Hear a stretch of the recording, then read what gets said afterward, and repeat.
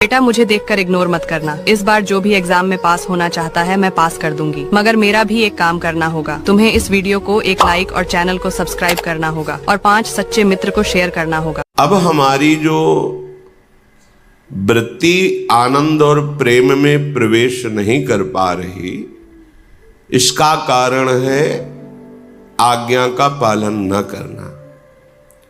श्रीपाद प्रबोधानंद जी महाराज आज्ञा कर रहे हैं, यदि आपको महामहिम वृंदावन की कृपा का रसास्वादन करना है, ये जन्म सुधारना है, तो इस बात को स्वीकार करें। कई बार उपासकों से कहते हैं असंग रहना सबसे बड़ी सिद्धि है।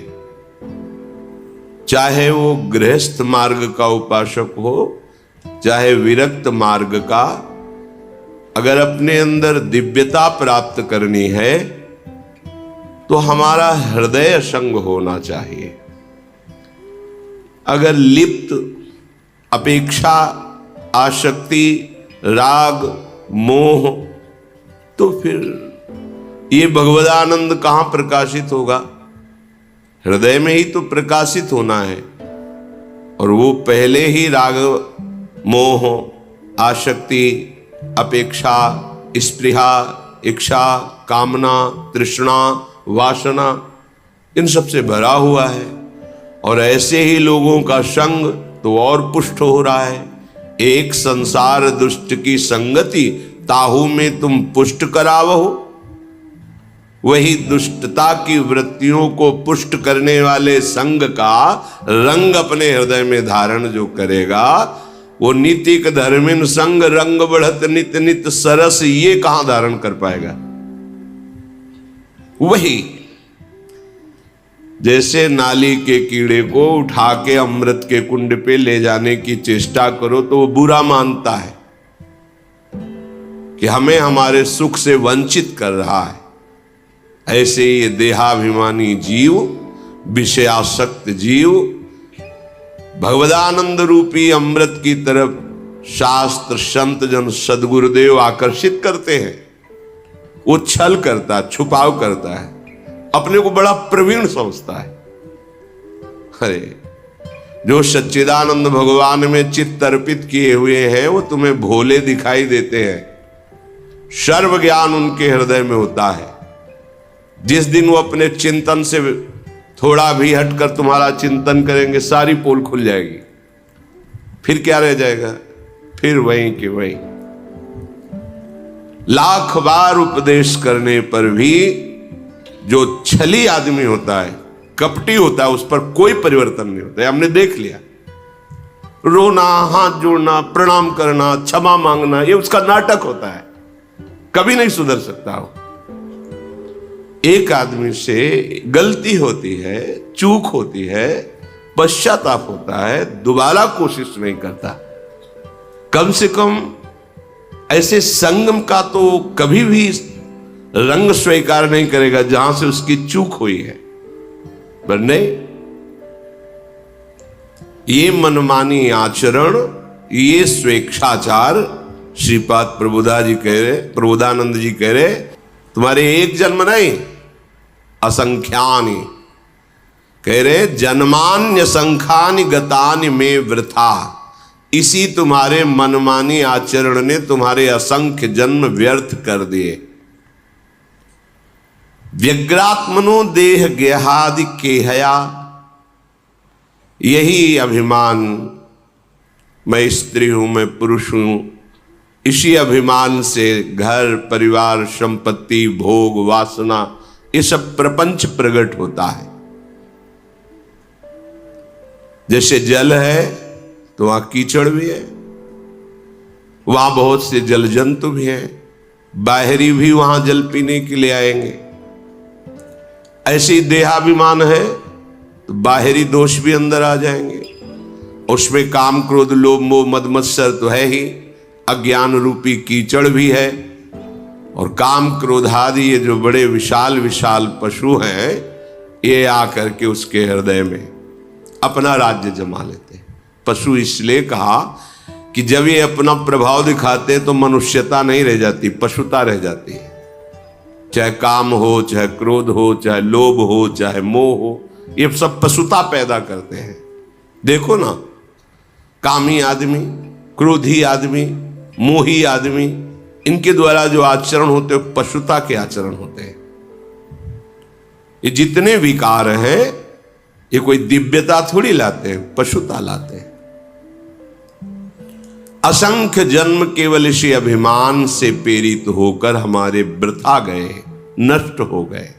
महात्मा का तात्पर्य आपका हृदय महान हो जाएगा। महान हृदय का लक्षण दूसरों को सुख शांति अपने वचन से, शरीर से, आचरण से प्रदान करना और धर्म पूर्वक कष्ट सहते हुए आगे बढ़ना। जो दुरात्मा का संबोधन किया जाता है उसका लक्षण होता है मन और वचन और कर्म से दूसरों के सुखों का नाश करके अपने को सुखी करने की चेष्टा करना। यह दुरात्मा का लक्षण है। मन वचन कर्म से दूसरों को सुख प्रदान करना यह महात्मा का लक्षण है। अपने को कष्ट में रखते हुए अपनी पीड़ा को छुपा के दूसरे की पीड़ा को सुनना, उसको दूर करना, यह महात्मा का लक्षण है। हमें अवसर मिला है, हम ये कर सकते हैं। समय व्यर्थ नहीं करना, नष्ट नहीं करना, बहुत सावधान। ये बाहरी दिखावे की बात बहुत खतरनाक है। ये जो दंभ है ना, नाटकपना, ये बहुत नाशकारी है। जहां आप थोड़ा भक्ति करोगे तो उसके साथ में ये रोग बढ़ने की संभावना होती है। दंभ, दिखावा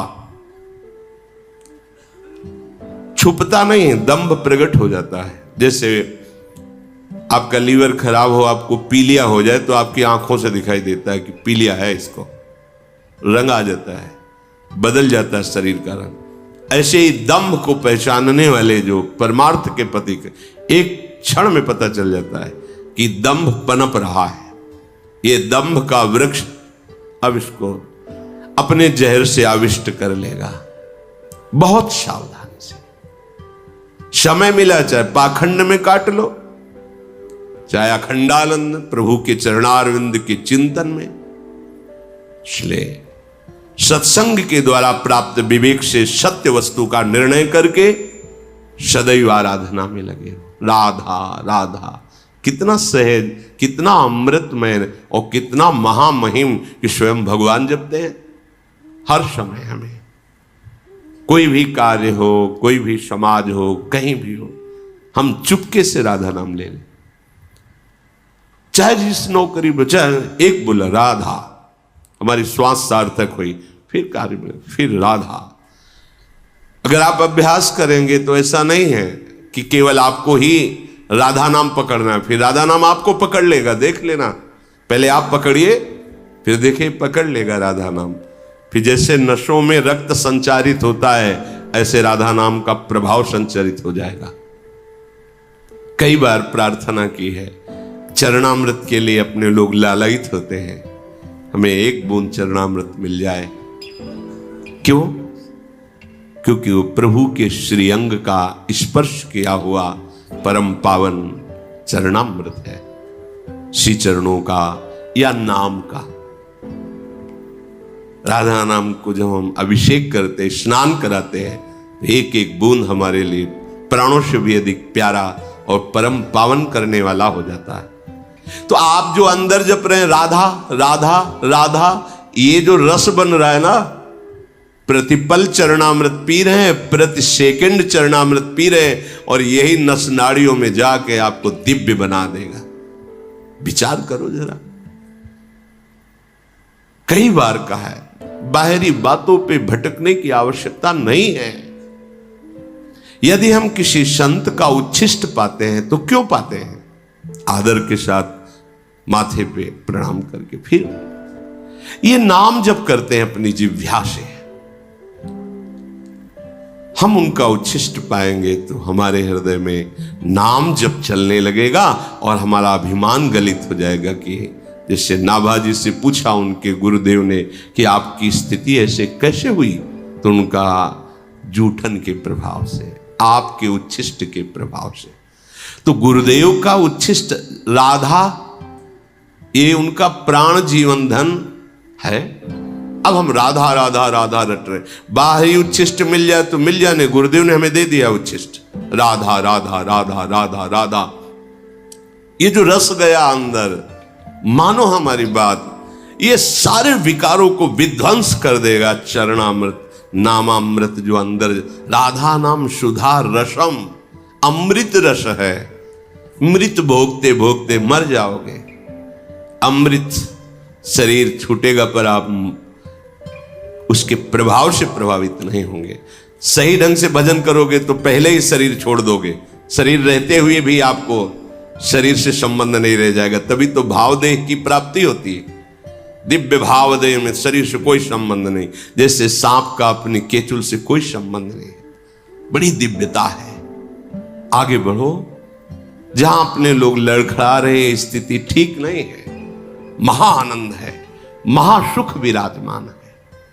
तो श्रीधाम वृंदावन जितने मिनट आपको आने को मिला है या जिनको जीवन भर रहने को मिला है, सावधान होकर निरंतर जिह्वा से नाम रटते रहे, श्रवणेंद्रिय से भगवत चर्चा सुने, और चेष्टाएं ऐसी होनी चाहिए जिन्हें पापाचरण कहते हैं वो ना हो।